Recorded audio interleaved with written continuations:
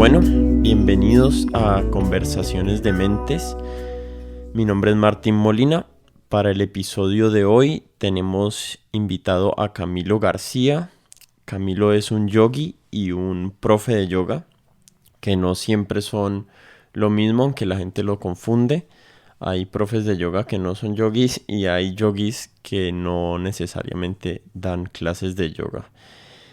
Camilo en este momento de su vida se dedica a viajar por el mundo dando talleres, inmersiones, clases, participando de festivales y también dando clases en un centro de yoga en Cali que codirige, que se llama Yoga Vida. Con Camilo nos sentamos a hablar de el ayuno y de unas experiencias que tuvo con un personaje que se llama Víctor Trubiano, en las cuales hizo un retiro de no ingerir alimentos durante 11 días. También hablamos del yoga, del asana y de cómo se ha transformado el yoga en Occidente y las malas concepciones que tiene la gente del yoga en el Occidente. Y por último, hablamos de las experiencias estos últimos años que Camilo ha tenido con la medicina de la ayahuasca y específicamente las experiencias que ha tenido con un personaje que se llama Pío Vucetich y que tiene un proyecto muy bonito en la selva de Perú. Esta fue la primera entrevista que grabé y Camilo fue muy generoso de regalarme su tiempo y de servirme como de conejillo de indias durante esta primera experiencia. Como siempre, me gustaría pedirles que si nos quieren apoyar, se pueden suscribir a nuestros canales en Apple Podcasts, en Spotify o en YouTube, donde sea que escuchen este podcast. Solo con el hecho de suscribirse nos ayudan un montón a que más personas puedan conocer este trabajo que estamos haciendo aquí. Y si quieren ir más allá y compartirlo en sus redes sociales, en Facebook o en Instagram o en Twitter, también lo pueden compartir con sus amigos y personas que ustedes crean que les puede interesar este contenido. Por último, nos pueden seguir en nuestras cuentas de redes sociales. Estamos en todas las cuentas en Twitter, Instagram y Facebook como @codementes, y ahí nos pueden seguir y por ahí se pueden enterar de los capítulos y los episodios que vamos estrenando. Bueno, sin darles más vueltas, los dejo con el episodio de Camilo García.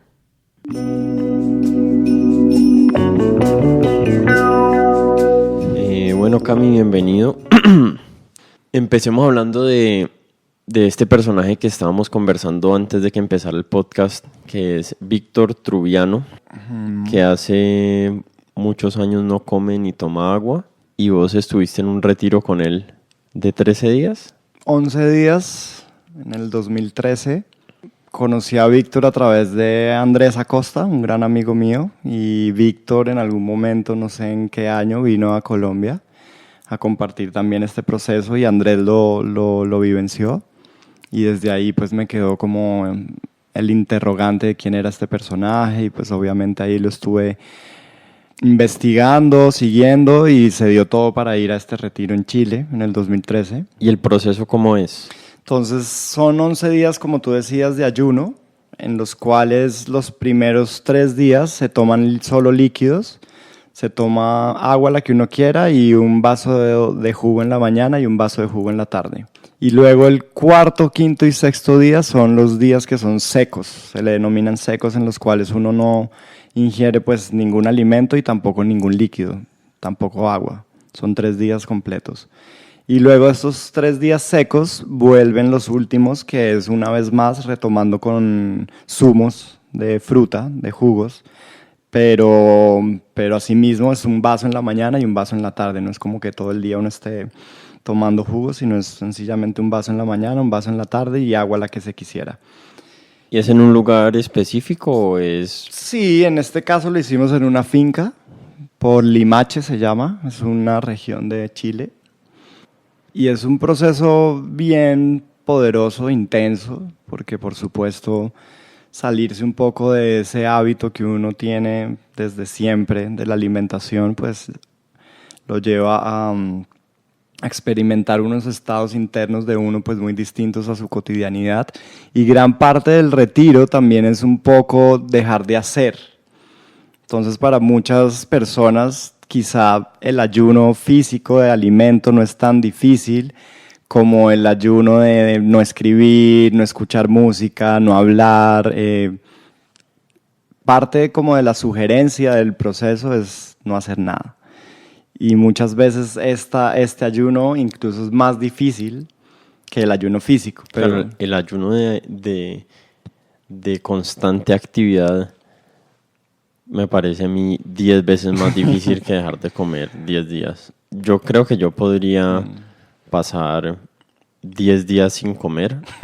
Sufriría los primeros días. Yo he hecho ayunos de 2 días que han sido intensos, pero lo que he escuchado de personas que hacen ayunos más largos es que los primeros 2 días son los más difíciles porque es como ese paso metabólico de tu cuerpo de estar recibiendo calorías permanentemente a un estado en que tu metabolismo tiene que adaptarse a buscar energía de nuevas formas en tu cuerpo, de la grasa o de donde sea que salga la energía para uno poder seguir sobreviviendo, por decirlo entre comillas. ¿Cómo fueron esos 11 días para vos? ¿Te fuiste enloqueciendo o tuviste alguna experiencia iluminadora?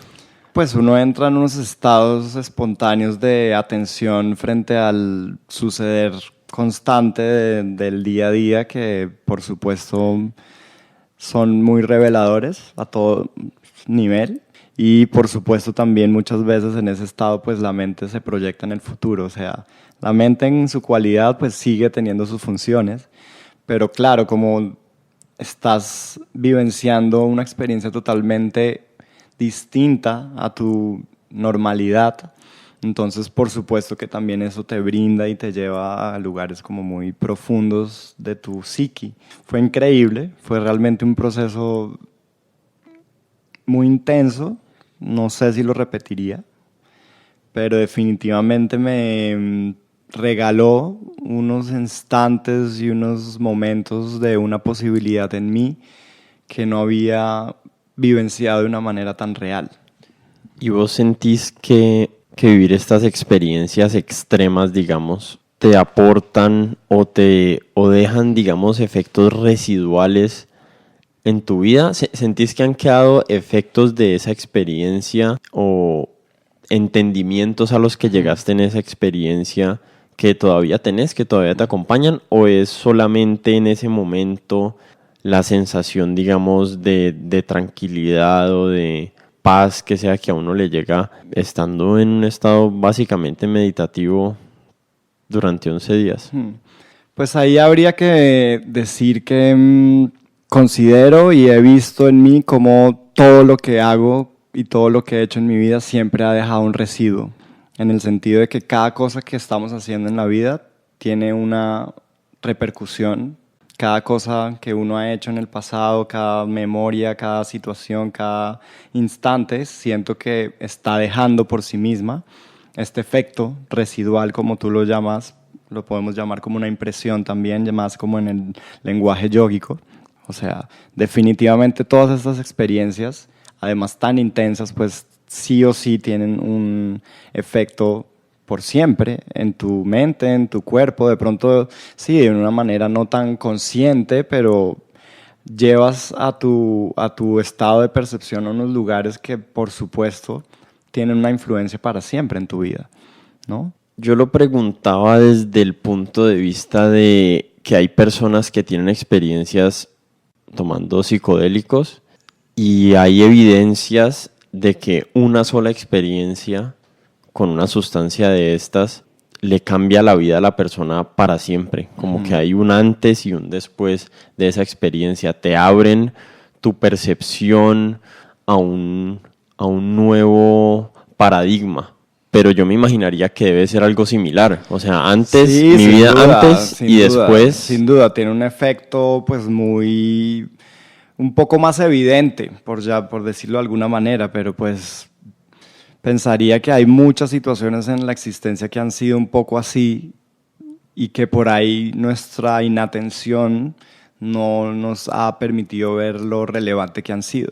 Sí, yo estaba pensando, como no, pues si yo me voy en un retiro de meditación de 10 días sin comer, ya se me va a arreglar mi vida.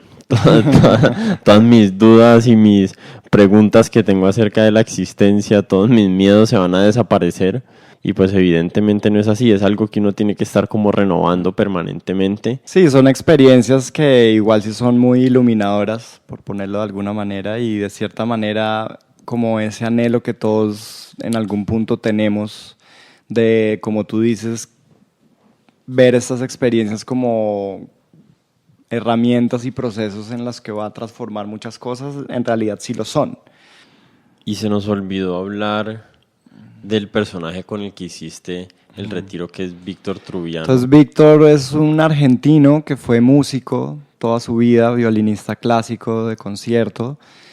Y bueno, él pues desde temprana edad tuvo unas experiencias muy particulares. Él cuenta cómo a sus 4 o 5 años le entraba como espontáneamente este estado de no comer, pero pues obviamente su familia, su mamá, todo lo que lo rodeaba, pues obviamente no promovía que experimentara este estado. Y ya después, no en su juventud, ya un poco más adulto, lo invitaron a un proceso que hacen en el Brasil, que es de 21 días, que también son 21 días de ayuno. Obviamente pues tienen un sistema, un proceso. Y ahí como que a él se le abrió un poco toda esta experiencia interna que traía y empezó como a confiar en su intuición y se retiró a una sierra en Argentina y empezó su proceso de no comer. Sí. Pero según él cuenta, él lleva varios años sin comer y varios años sin tomar líquido. Sin tomar líquido, sí. Sí, digamos que en ningún momento él promueve esto como lo que tendría que ser. Él sencillamente habla de que para su proceso interno esto le sucedió y fue un catalizador de lo que él tenía que también mirar y remover en sí mismo, ¿no? Y desde allí él lo comparte y nunca habla como que el no comer o el no tomar líquidos sea como un fin en sí mismo, pero para él le ocurrió así. Y lo que sí es este proceso es un poco una experiencia de este estado de no necesidad, ¿no? De experimentar un instante en la vida en el que tú puedas vivir sin necesidades a todo nivel. Y pues la necesidad más evidente que tienen las memorias del cuerpo humano y de la vida humana es la alimentación, ¿no?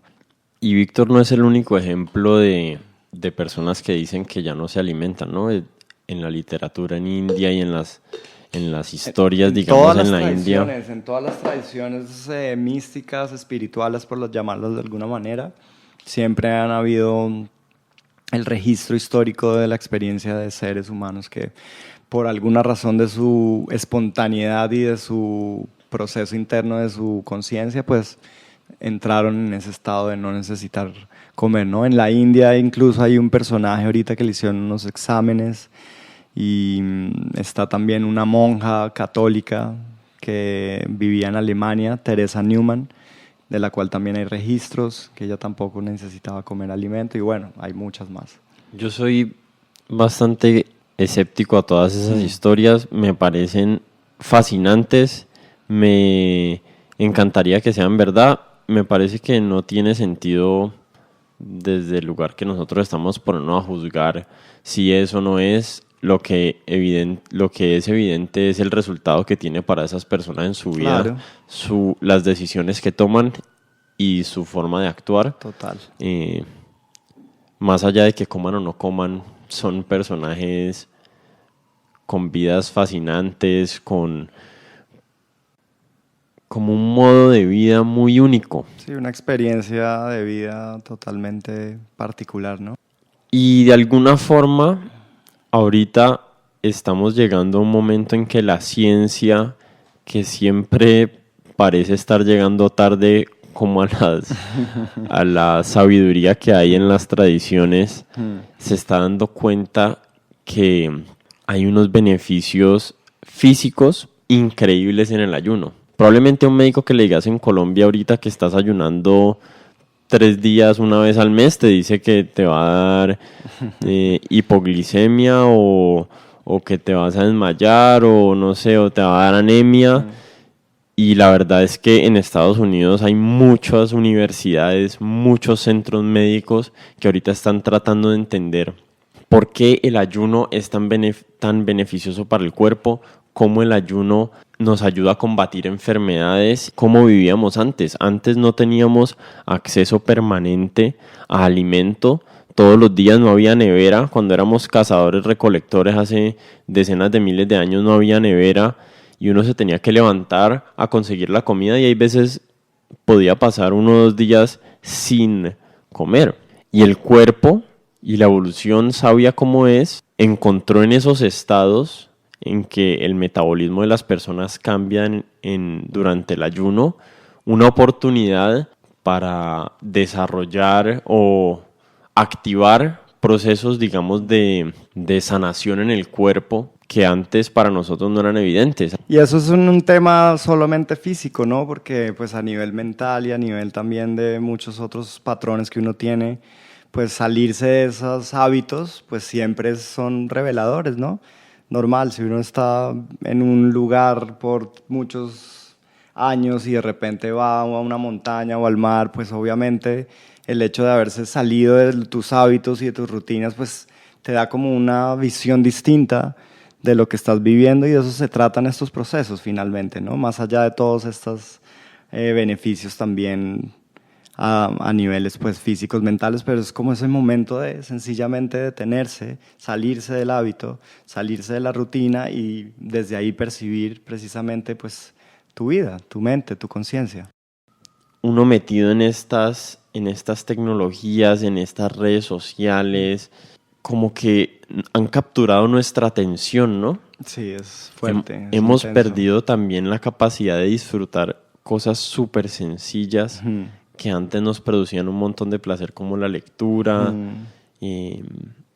como un tipo de satisfacción más a largo plazo, ¿no? Que no es tan inmediato. Claro. ¿Vos cómo ves eso? A vos te toca regularte, decir, no, ahorita no me voy a meter a Facebook, sino que voy a ponerme a leer, o es natural que preferís sentarte a leer el libro que ponerte a ver las redes sociales? Creo que en grandes medidas es natural, pero también es gracias a las decisiones que he venido cultivando en mi vida, pero definitivamente siento también como estas fuerzas de las redes y de todo este tipo de cosas son como tan influyentes y también las percibo en mí, o sea, también a veces días o quizá en algunos momentos siento como ¿Deseo? sí, como el deseo, pero que se vuelve como una... ¿Una ansiedad o qué? Sí, pero como un tic nervioso, por llamarlo de alguna manera, en el que de repente un instante de silencio y está el celular y ves Instagram y ayer puse una foto y entonces como por alguna razón me manda mi mente directo a mirar eso para ver quién le puso, quién no, si alguien, o sea, obviamente sí percibo cómo estas fuerzas de lo que mueven estas redes son tan fuertes que son a un nivel pues muy positivas también porque generan un enlace mundial y generan un encuentro a muchos niveles con tantas personas, pero también cómo se empieza a volver como este tic nervioso de cierta manera de las personas y hasta en mí lo veo de reacciones inmediatas y no reacciones conscientes. Yo no las veo de manera tan... no sé vos cómo las veas, pero yo las veo mucho más diabólicas porque no creo que su misión real sea el de conectar a las personas como es el lema de de Facebook, que creo que el lema de Facebook es conectando el mundo, o no sé qué sea. Claro. Entonces, entre más tiempo pasan las personas en su plataforma, más plata pueden generar ellos a partir de la publicidad que te están generando. Entonces, todos los incentivos en estas plataformas están totalmente alineados hacia las personas que pagan por la publicidad y no hacia los usuarios que las estamos usando para conectarnos con una tía en Holanda o lo que sea. Puede que sí, puede que no, y pues ahí es entrar en unos temas ya demasiado como humanos, en el sentido de que siempre han estado de una u otra manera los intereses, pero es como digamos, la analogía con un cuchillo, ¿no? Tú puedes usar el cuchillo para cortar una fruta y darle a tu familia, o puedes usar el cuchillo para ir con tu rabia y matar a alguien. Entonces, pues son elementos que sencillamente la vida moderna está ofreciendo, que su propósito, más allá cual sea, pues entrar ahí es como siempre hay intereses en la vida. Pero tú también lo puedes usar como medio para de verdad sí conectarte con esa tía que no veías y de repente sentiste una emoción y un recuerdo y la escribiste, y esa tía ese día tuvo una experiencia y un recuerdo y le alegraste el día y empezó, y tú le pusiste un mensaje en el que le hizo reflexionar de qué estaba. O sea, sí hay un medio de usar las cosas siempre en la que puede ser positivo. Pero ahí pues venimos entonces como a recapitular un poco lo que hemos venido hablando, la necesidad de esos momentos de no necesidad, o de por lo menos alejarnos un poco de nuestros hábitos y de nuestras rutinas, para tener una percepción más clara de cómo esas cosas están siendo positivas, útiles, o cómo están siendo negativas, inútiles, y estamos llenando unos vacíos a través de eso, que evidentemente van a terminar en adicción a ellas, y por supuesto una adicción nunca va a ser sana. No esperemos que estas plataformas cambien, no esperemos que el mundo alrededor nuestro cambie, sino cómo es que nosotros vamos a cambiar y cuáles son estas tradiciones de las que vos has estado hablando, que nos pueden dar las herramientas para transformar nuestra interacción, no solo con la tecnología, que ahorita es una gran parte de nuestra sociedad, sino también todas nuestras relaciones, nuestro trabajo. Totalmente. Vos sos profe de yoga, contanos un poquito cómo la práctica del yoga nos puede ayudar en este aspecto de la vida. Claro. Sí, es un tema muy, muy claro el hecho de que el único cambio real es cómo nosotros nos aproximamos a todas estas nuevas experiencias externas, ¿no? Y lo que tú dices de todos estos intereses, pues igual siempre han existido.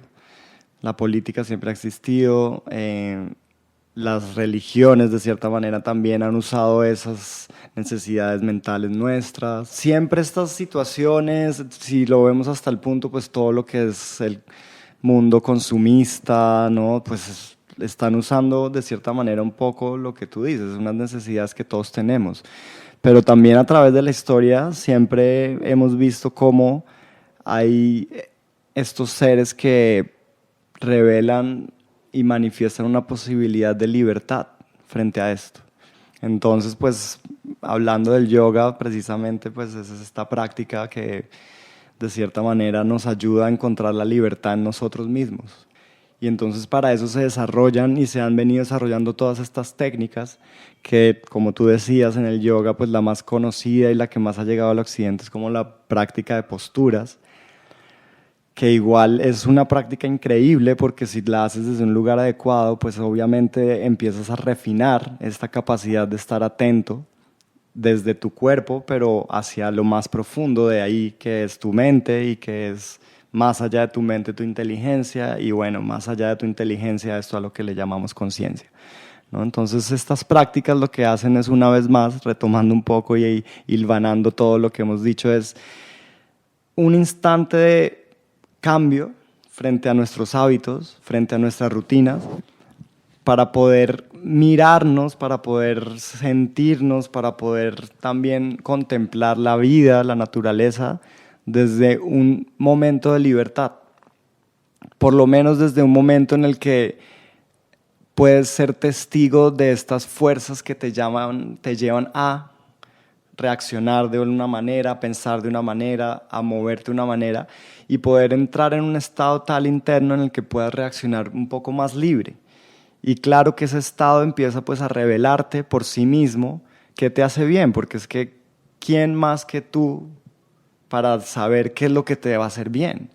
Si tú realmente te entras en ese estado de atención, pues definitivamente te vas a dar cuenta que si paso 5 o 7 horas del día en Facebook y en Instagram, que cuando mi hijo está conmigo ni siquiera le pongo atención, que cuando ni siquiera estoy comiendo, sino que estoy en... O sea, tú mismo te vas a dar cuenta que eso no está siendo positivo en tu vida, pero no tenemos el espacio, los momentos y las prácticas para salirnos de allí y darnos cuenta de eso. Y digamos que el yoga, como otras prácticas, pero en este caso el yoga nos ofrece estas herramientas que han sido desarrolladas y experimentadas por tantos años, miles, por estos seres que se han dado cuenta de esta problemática humana y que han querido poder vivir desde un lugar más íntimo de libertad y que eso posibilite también una vida más armoniosa con el afuera, con tus relaciones, con tu sociedad. El yoga no tiene nada que ver con una cuestión física en ese sentido de desarrollar tu cuerpo físico. Y si lo vemos en esa modo occidental, sería más bien la capacidad de desarrollar una libertad de tu mente, ¿no? Una libertad interna en tu mente. ¿Y qué es lo que el yoga propone? Que esa libertad, y no solo el yoga, vuelvo a repetir, muchas otras prácticas y experiencias de las tradiciones, que es esa libertad, o dónde empiezas a encontrar esa libertad, es en el momento en el que te alejas de tus hábitos y de tus reacciones para mirarlas con más claridad y poderlas definir y poderlas encauzar con más conciencia y con más precisión y definitivamente pues con una intención más clara. Un yogi no es solamente un especialista en posturas de yoga. Un yogi es una persona que de una forma integral ha trabajado en su vida, en sus miedos, en sus defectos, en sus virtudes, para ser un mejor ser humano, compartir mejor la persona que es con otras personas, interactuar de una forma más sana con su entorno. Pero aquí viene otra pregunta, no tan amable. El yoga tiene el potencial de volvernos mejor persona, de mejorar nuestras vidas, de hacernos más compasivos. ¿Sí? ¿Estarías de acuerdo con eso que yo estoy diciendo? ¿O un poquito distinto? Pues yo creo que la vida en sí misma es el potencial para ello. Creo que todos estamos de una u otra manera viviendo hacia ese potencial.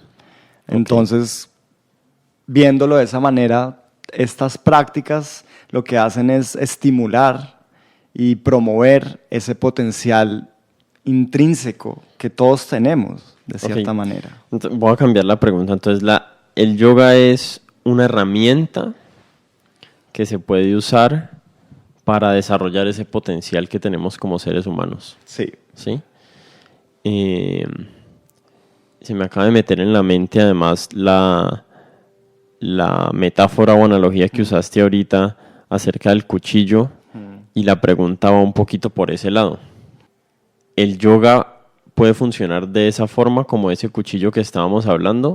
O sea, puede ser una herramienta para hacerle bien a una persona, pero también tiene la herramienta para desarrollar en una persona que no tiene buenas intenciones habilidades que le permitan abusar de los demás y abusar de su entorno. Definitivamente, y creo que así es con todo en la vida. En este plano de la dualidad no nos queda otra que reconocer cómo todo tiene esa doble filo, ¿no? Y ahí lo hemos visto en la experiencia humana a través de las religiones, ¿sí? ¿No? Procesos que se han desarrollado desde unas intenciones tan increíbles por seres humanos que han también revelado cosas tan increíbles y que después se transforman en algo dañino. Entonces, las experiencias y actividades humanas, todas, no se escapa ninguna, tienen esa doble filo. La fragilidad de estas prácticas es que igual requieren una disciplina y requieren una dedicación que definitivamente igual sí abren a un entendimiento de ti, de lo demás. Siempre es una mezcla, eso no es como una cosa gris. Sí, sí. No se puede decir que es blanco y negro nunca, y yo por eso muchas veces, como con todos estos maestros, entre comillas, de yoga que hemos visto que tienen escándalos y que de repente tienen...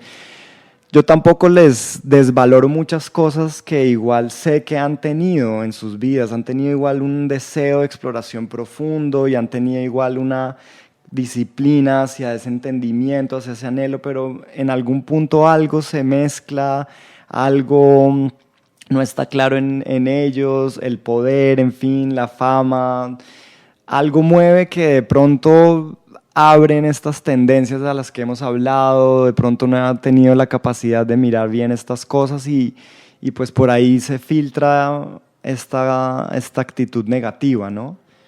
Y definitivamente pues ahí está también como la responsabilidad individual de cada ser humano frente a lo que hace y cómo lo que hace pues tiene ese doble filo. ¿Qué sugerencia le harías a alguien que está empezando a practicar yoga o que tiene una práctica estable de yoga hace varios años para que realmente puedan usar esta herramienta de una manera beneficiosa para su vida y para las personas que lo rodean y para su futuro y sus decisiones?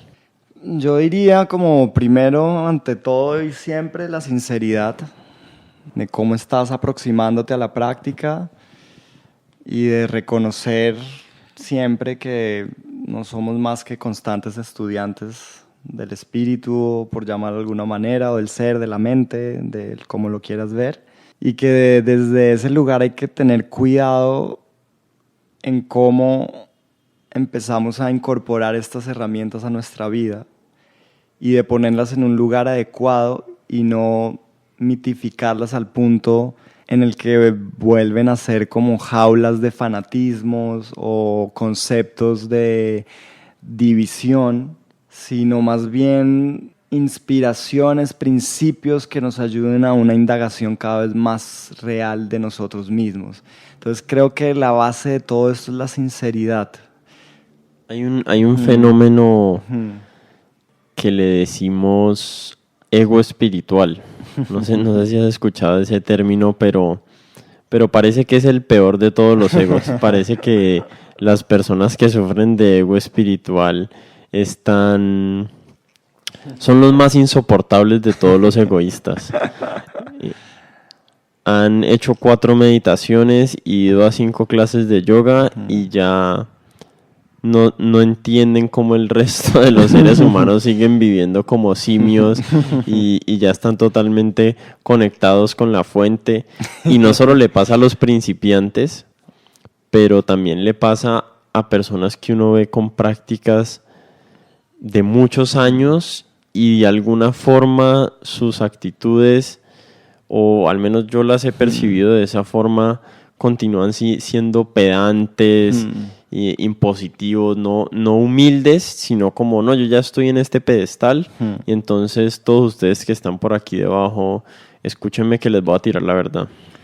Sí, eso es un síntoma muy claro de cómo la práctica no ha dado su fruto y cómo ese potencial del que hablamos, que no es solo de la práctica, sino del potencial humano, está todavía en su proceso de fermentación o de maduración, ¿no?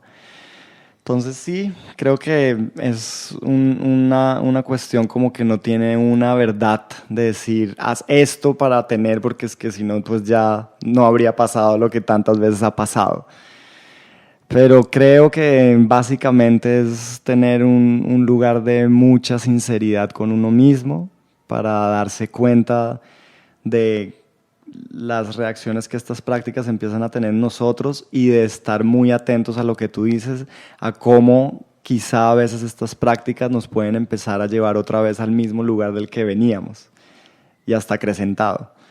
Entonces, sinceridad y cómo poner las cosas no desde un lugar mitificado, por llamarlo de alguna manera, sino aterrizarlas a también nuestra vida, la manera en que nosotros estamos viviendo y no empezar a considerarnos eso, seres Iluminados. sí, del planeta no sé cuántos, o de sencillamente desde una humanidad sincera poder compartir esas herramientas desde un lugar honesto y por supuesto eso va a empezar a tener una influencia en lo que está alrededor tuyo, pero siempre desde ese lugar como de honestidad, ¿no? Y eso mismo creo que lo irá llevando a uno al lugar que uno lo tenga que llevar, ¿no?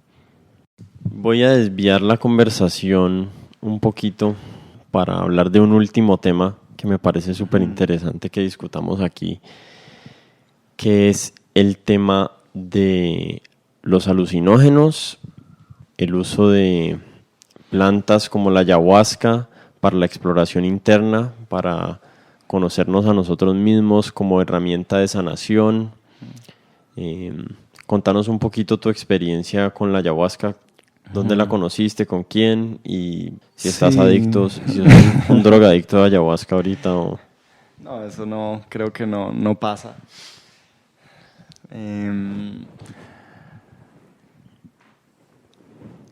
Siendo colombiano siempre he creído que de una u otra manera hemos tenido estas influencias ancestrales indígenas de alguna u otra manera en nuestro colectivo. Obviamente sabemos lo diezmado que han estado, lo cantidad de prejuicio que hemos tenido frente a ello también por venir de toda nuestra historia colonizadora. Pero pues siempre desde pequeño de alguna u otra manera estuvo esto presente y hace precisamente también fue justo cuando yo empecé con la práctica del yoga hace 11 años. Un gran amigo mío de la infancia, Andrés Acosta, él ya había estado en la experiencia con un taita, que es un abuelo ancestral indígena que conserva estas tradiciones, y yo quería pues experimentarlo y fuimos al Putumayo, al Alto Sibundoy, con Domingo Cuatindioy, se llama, un pintor increíble, y con él fue mi primera experiencia con la ayahuasca, con el yagé acá en Colombia. Y definitivamente, como tú hablabas al principio de estas experiencias de antes y después, pues esta es una de ellas, indiscutiblemente.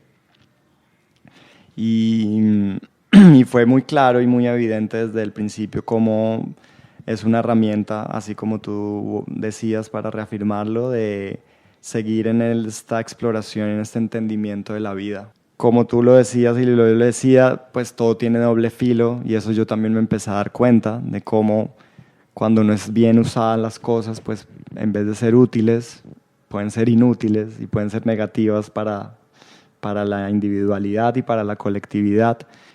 Y llegó un punto en el que pues ya como tomé con otros taitas y en ningún momento sentí como un lugar común y de reverberación tal que me permitiera sentirme del todo cómodo en explorar esa sabiduría y dejé de experimentar la ceremonia, la ayahuasca, como por 3 4 años, hasta que encontré a Pío, que es un gran ser humano al que quiero mucho y lo llamo también profesor, por decirlo de alguna manera, porque me inspira la manera en que él ha vivido, su manera de experimentar la vida, de su pensamiento, de lo que hace. Y con él pues se abrió un poco después de esos años el lugar y la plataforma adecuada donde yo me sentí en total reverberación para seguir explorando esta tradición y esta corriente ancestral hacia la autoexploración interna. O sea, no ha cambiado para nada la intención de por qué hago estas cosas, más sin embargo he encontrado la plataforma adecuada para potencializar ese deseo mío que tengo a través de esta corriente ancestral. Pío es un personaje que conociste en Perú, ¿cierto? ¿O lo conociste en Colombia? Pío lo conocí en Colombia, pero yo ya venía escuchando mucho hablar de él por muchos seres muy cercanos a mi vida y sobre todo por un gran ser que ha sido una referencia, una inspiración y yo lo considero como un hermano mayor para mí, que es Andrei. Y él venía ya también trabajando con Pío hace unos años y luego de ahí pues lo que te digo se abrió otra vez esa puerta y desde allí he estado compartiendo con Pío cada vez que puedo, unas 2, 3 veces al año en lo posible. He ido a Perú también unas cuantas veces allá a profundizar en unos procesos un poco más metódicos y más largos. Y bueno, pues ha sido una fuente de inspiración muy profunda. ¿Qué tiene de especial Pío como abuelo, como taita, como sanador, digamos, usando la medicina de la ayahuasca? Creo que son dos factores principales. El primero, y creo que más relevante, es la conservación del método ancestral. ¿Sí? No solo conservación, sino el honrar un poco la manera en que los ancestros indígenas de esta tierra usaban estos procesos. Porque siento que allí es donde yace una gran parte de que estos procesos sean positivos para la vida individual y colectiva, ¿no? Que es lo que muchas veces se ha perdido. En Colombia, sobre todo por todo el proceso histórico que ha tenido la comunidad indígena, sobre todo los últimos 150 años, 200, que ha tenido unas influencias de violencia que han definitivamente tenido una influencia muy negativa en su estructura sociocultural, y entonces eso ha generado que se hayan perdido muchas de estas métodos, ¿no? Porque pues su sociedad ha sufrido tanto que, mientras que en Perú, no todos, pero también la comunidad haya tenido un poco más de estabilidad, y entonces estas tradiciones más metódicas se ha conservado. Acá, digamos, obviamente hay unos grandes maestros taitas y también seres totalmente comprometidos con su arte, pero los métodos ancestrales, como te decía, se han perdido mucho por esta situación, mientras que en Perú sí se ha conservado mucho, y Pío ha sido para mí como esa persona en la que encuentro toda esta sostén, esta plataforma con más claridad. Y entonces, ¿qué es lo que hacen que estos procesos, cuando tengan este método, pues tienen un resultado obviamente mucho más beneficioso? Y el segundo factor, que lo encuentro fascinante y también, digamos, distinto y a la vez muy reverberante conmigo, es que Pío también ha tenido un poco su experiencia occidental, porque él fue psicólogo, estudió psicología, fue psicoterapeuta. Entonces, de cierta manera, tiene la capacidad de traducir este conocimiento ancestral a nuestras mentes y a nuestras percepciones desde un lugar pues de mucha más cercanía. Es un puente, digamos, entre este mundo antiguo, que antiguan estas cosas que suceden en esta corriente ancestral, por decirlo de alguna manera, y también esta capacidad de traducirlo y de este puente hacia nuestra percepción, hacia nuestras maneras, digamos, más racionales, ¿no? Y pues, por supuesto, toda esta capacidad psicológica que también desarrolló en su vida. Entonces, creo que estos son como los dos factores dentro de muchos otros, pero que siento que son los más relevantes a nivel de por qué hace distinto el proceso de la toma de ayahuasca con Pío a la toma con otros taitas, ¿no? Hay muchas personas que dirían que el yagé o la ayahuasca es una droga.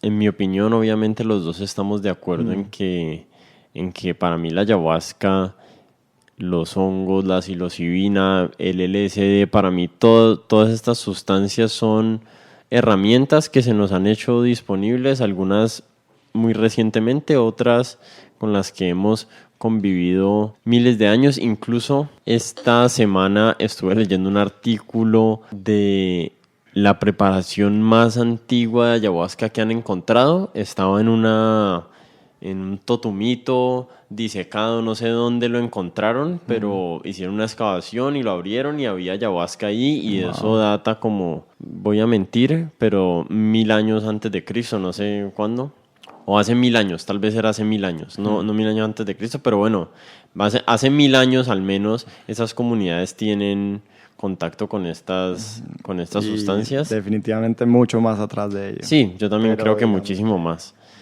¿Cómo ves vos el futuro de estas medicinas en nuestro entorno sociocultural occidental y nuestra percepción actual negativa acerca de cualquier sustancia que sea alterante de nuestro estado de conciencia, excluidos obviamente el café, el alcohol y el cigarrillo, que aparentemente lo venden en tienditas donde sea, pero que, también igual... que también son alterantes de estados de conciencia. Pues eso nos revela sencillamente un estado de percepción de nuestra humanidad colectiva, en el que dividimos casi que aleatoriamente por ciertas decisiones políticas y empezamos a definir qué sí y qué no.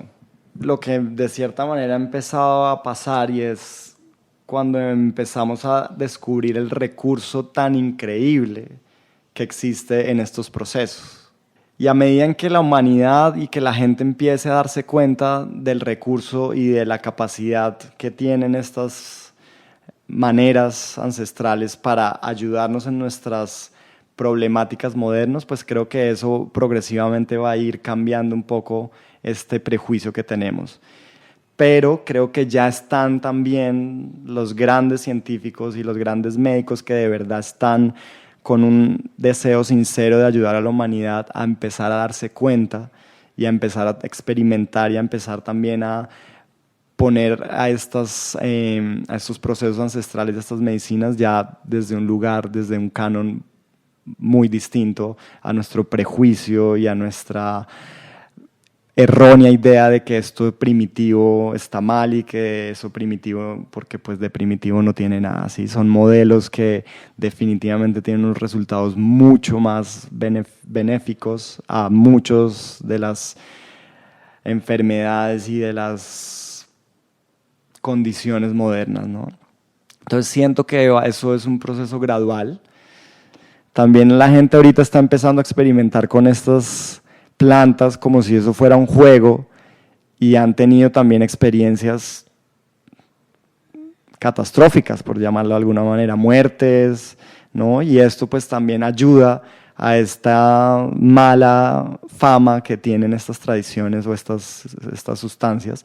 Entonces, de cierta manera, pues se lo ha ganado hasta un punto desde un lugar real, porque pues no se ha hecho de una manera adecuada, como hemos dicho, pero está totalmente basada en un prejuicio totalmente ficticio, en el cual no hemos ni siquiera abierto nuestra percepción y no hemos ni siquiera nos hemos preguntado como colectivo humano estas tradiciones y estas medicinas, el beneficio que pudieran llegar a tener y a traer a nuestra sociedad. Sí, hay un sesgo ridículo sin ningún fundamento. Sí, en los medios, que es un pelado se va para una finca a tomar ayahuasca, quién sabe con qué loco, y se lo devuelven a los papás creyendo pues que es un conejo atrapado en una jaula, o quién sabe qué le habrá pasado, y entonces sale por todas las noticias que no, que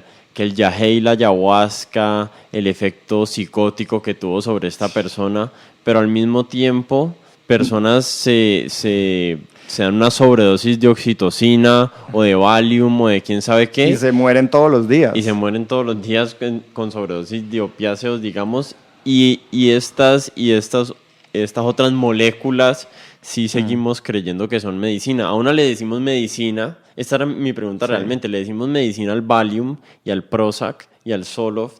Absurdo, son absurdos de nuestra condición moderna humana. O sea, ¿por qué una se ve como droga y se ve de una forma negativa y la otra se ve como medicina, cuando en tu opinión y en mi opinión debería ser al revés?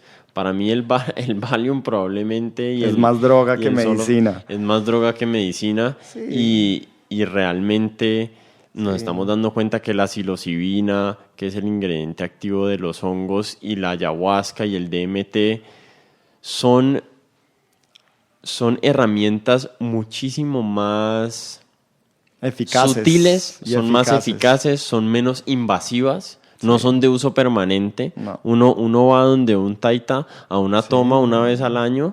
Una semana o 10 días o lo que sea. Y no está tomando ayahuasca todo el día. En cambio, una persona que le prescriben un antidepresivo o una medicina contra la ansiedad se la pasa pegado todo el Adicto día a de eso. de esa medicina y van generando resistencias que le tienen que ir aumentando la dosis cada vez más. Es un paradigma que tenemos que definitivamente por lo menos atrevernos a cuestionar porque, como dice Pío, pues nuestros hermanos, hermanas, hijos, hijas están muriendo, están en depresiones por millones, pues vamos a sacrificar la vida de nuestros hijos o nuestras hijas o nuestros propios miedos y nuestros propios prejuicios, ¿no? Que es mejor, no hay duda que mejor sacrifiquemos nuestros prejuicios y nuestras dudas y arriesguémonos desde una perspectiva amplia y real, honesta, a ver cómo estas tradiciones y estas medicinas sí tienen un impacto totalmente efectivo y real y increíble en estas enfermedades modernas. Y tú decías lo de la noticia, pero claro, en la noticia no salen cuántos adictos terminales después de trabajar con Pío ahora están con sus familias, han podido hacer sus vidas, han podido realmente realizar lo que tienen que realizar y así pues son miles de los casos, ¿no?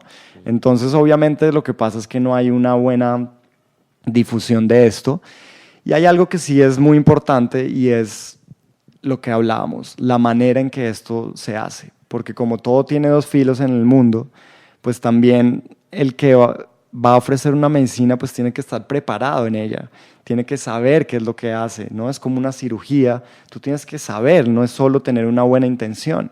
Y eso sí es muy importante que en estas tradiciones que han sido tan influenciadas negativamente y que han tenido un impacto interno tan destructivo, pues todas estas tradiciones tienen que volver como a tener unos parámetros formales, metódicos, para que en realidad pueda dar su máximo beneficio. Sí, y ahí no sé qué tanta investigación hay ahorita alrededor de la ayahuasca, pero sí sé que, digamos, alrededor de la psilocibina y del MDMA, que es también el ingrediente activo del éxtasis, hay mucha investigación ahorita científica y médica de cómo estas sustancias pueden ser útiles para sanar personas, para tratar depresiones resistentes al tratamiento, ansiedad acerca de la muerte para pacientes terminales y lo que decías ahorita de las adicciones. No creo que haya investigación científica ahorita acerca del efecto de la ayahuasca o del... No digamos solo la el ayahuasca, efecto, no digamos sino la el ayahuasca. proceso ancestral a través de la No ayahuasca. digamos la ayahuasca. Sí. Y digamos, yo por ahorita le quitaría la palabra ancestral porque el proceso, para que sea un recurso para muchas personas, va a tener que dejar de serlo. O sea, no podemos traducir... Pero es que ancestral no me refiero a que es que nos tenemos que poner plumas. No, para ir. yo sé, solo que no pueden ser todos taitas del Amazonas los que estén dando la medicina, porque es que hay personas en Rusia, en Japón... Claro, pero si va a ser alguien de Rusia, pues tendrá que estudiar con alguien que sepa y que haya tenido un entrenamiento adecuado, y estos entrenamientos adecuados definitivamente van a estar dados, si se quiere ver de una manera realmente positiva, por estas tradiciones, a eso me refiero, que llevan miles de años experimentando con ellas. No digo, en algún momento va a tener que dejar de ser tradicional y va a tener que volverse un método. Este es el método con el cual y es que, digamos, a eso me refiero como con ancestral. Quizás la palabra es la que no tenemos muy clara, ¿sí? No es una cuestión de, lo que te digo, de antiguo, de que es que como antes, entonces con plumas, no. Ahorita lo hacemos en una casa con techo normal, Pío no se pone ningún collar, no sé, o sea, pero es el método de la práctica, es la manera que los abuelos han desarrollado para que ese proceso sea útil. Entonces son detalles externos, pero también muchos detalles internos, que es ya la preparación precisamente del que está dando esa medicina. Detalles externos como que nunca se da una sola vez, detalles externos como que nunca se le da a alguien ayahuasca sin haberse entrevistado con con el chamán, por llamarlo de alguna manera. Nunca al otro día se deja a la persona irse sin otra vez hablar con el chamán y más o menos contar y tratar de mirar qué es lo que se movió, ¿sí? Nunca hay unas dietas específicas antes y después, durante sobre todo, obviamente. Entonces son estas técnicas, por llamarlo de alguna manera, métodos ancestrales que se han desarrollado para que el proceso sea efectivo. Y eso a nivel evidente para nosotros, pero a niveles ya mucho más sutiles es la preparación propia del chamán o del médico que está dando esto, que está moviendo una cantidad de cosas que nosotros, por no tener la experiencia y el haber estado inmersos en estos estados, pues no sabemos, pero que estas personas precisamente porque están lidiando con esto, pues tienen que saber. Sí, y el riesgo ahí, yo por eso me refería y quería usar otra palabra distinta, ancestral, es que para que estas medicinas se puedan usar a una escala más grande a la que se está usando ahorita, se va a tener que regular de alguna forma quiénes están capacitados para darlas.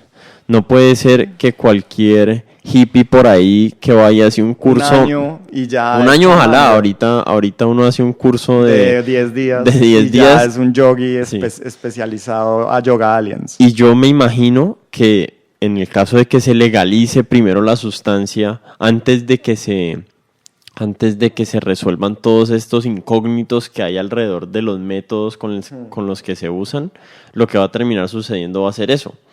Va a ser como, primero, la primera opción es como no, lo tiene que dar un médico, porque es medicina, entonces ese camino me parece que no es el correcto, porque nada que ver un médico que estudió, se van a tener que inventar una especialidad para esto.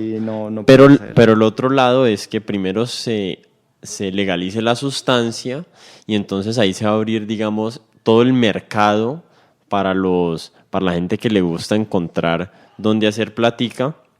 Y lo que va a suceder es esto, yo tengo un curso de para dar ayahuasca. Cuando tradicionalmente, ¿cuánto es el tiempo de preparación de una persona en la tradición indígena para volverse un taita? Son 12 años mínimo. 12 años, entonces... Si no son más. Al menos para un psiquiatra, digamos un psiquiatra para poder prescribir, me imagino... 5 años, ¿cuánto es 5 la años clase? medicina y después la especialización de psiquiatría, otros 3 o 2, yo no sé realmente cómo funciona eso, pero digamos que por bajito son 8 años de estudio antes de uno poder decir que es un psiquiatra. Es un camino muy poco claro, porque pues definitivamente estamos en una crisis a nivel de nuestros sistemas de salud y de nuestra concepción de la salud. Entonces no se ve claro cómo, ni cómo va a ser, pero por lo menos está empezando a ver estas conversaciones, por lo menos está empezando a ver estas experiencias como la mía, por lo menos está empezando a ver la experiencia de muchas personas al trabajo como con Pío, y no solo con él, hay muchos otros grandes chamanes en Perú, en Colombia también, aunque se ha perdido un poco el método, lo están empezando a recuperar, están empezando a darse cuenta de también cómo lo tienen que traducir, a nuestra vida moderna occidental. Entonces es un poco confuso, no se sabe muy bien, pero creo que lo primordial es empezar a abrir este paradigma y a darnos cuenta del gran recurso ancestral que hay en ello, y ojalá que eventualmente también el recurso ya a nivel de medicina y estatal pueda promover unos estudios más serios en los que se puedan hacer este tipo de experimentos, pero con la gente adecuada, para darle también un canon ya no solo desde la experiencia subjetiva, sino como tú dices, desde una objetivización de un proceso en el que se puede medir, Y Pío siempre dice, él agarrara 60 adictos, 30 los dejara con su mismo proceso de pastillas, psiquiatras, y a otros 30 que trajeran los mejores chamanes del Perú y les dieran un mes a cada grupo a ver qué pasaba. y que hicieran un estudio científico del resultado que van a pasar ahí en ese grupo, ¿no? Y definitivamente Pío no tiene duda porque en su experiencia él mismo lleva años lidiando con adictos, pues van a darse cuenta la increíble capacidad que tiene. No es la ayahuasca, es el modelo ancestral de cómo usar la ayahuasca en un proceso de interiorización básicamente que lleva a la sanación. Sí, y la adicción es uno de las enfermedades más complejas que hay de tratar, ¿no? Porque Claro. todavía estamos como en la época oscura de entender cómo funcionan las adicciones y por qué las personas son adictas y dónde nacen. Pero bueno, Cami, gracias por recibirme aquí en tu casa. Gracias por conversar de todos estos temas, de contarnos de tu vida y de tus ideas. Ojalá a alguien le sirva algo de lo que estuvimos conversando hoy aquí. Seguramente. ¿Dónde la gente te puede buscar en internet o dónde puedes saber más de vos? ¿Dónde pueden ir a tus clases? Contarle un poquito ahí a las personas. Pues antes de eso, un gusto también. Gracias por la iniciativa, Martín.